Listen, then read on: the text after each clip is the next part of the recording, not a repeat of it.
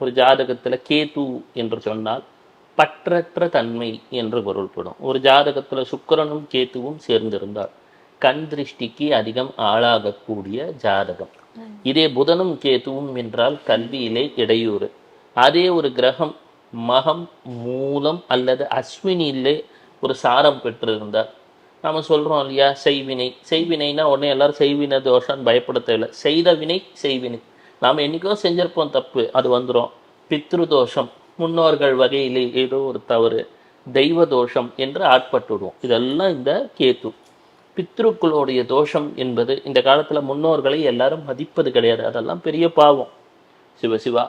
அப்போ அது தீர வேண்டும் என்று சொன்னால் என்ன செய்யணும் அப்படின்னா, ஹனுமத் ஜெயந்தி அன்னைக்கு ஒரு 10 நிமிஷம் ஆஞ்சநேயா, என் பெற்றோரை மறந்திருந்தால் மன்னித்து விடு, இந்த மூச்சுக்காற்று என்று சொல்லக்கூடியது என் முன்னோர்கள் தந்தது, உன் கருணையால் வந்தது அப்படின்னா சொல்லி ஒரு 5 நிமிஷம் 10 நிமிஷம் நன்றியை சொல்ல துவங்கினால் உங்களுக்கு பெரும் மாற்றம் துவங்கிவிடும்.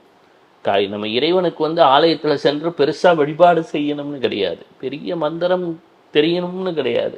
முதல் விஷயம் மற்றும் இறுதியான விஷயமே பக்தி தான். இந்த பக்தின்னு சொல்லக்கூடியது அன்பு, அவ்வளவுதான். when you love God you become God. இறைவனை நேசிக்க பழகுங்கள், அவனை சுவாசிக்க பழகுங்கள், வாழ்க்கை இனிமையாகிவிடும். அதுதான் ஆஞ்சநேயர் சொன்னார், சதா ராம் ராம் ராம் ராம்னு. அவருக்கு எல்லாம் நடக்க துவங்கியது, அடுத்தவருக்கு வாழ்க்கையில் கடக்க வைக்கக்கூடிய வல்லபமும் வந்து விட்டது.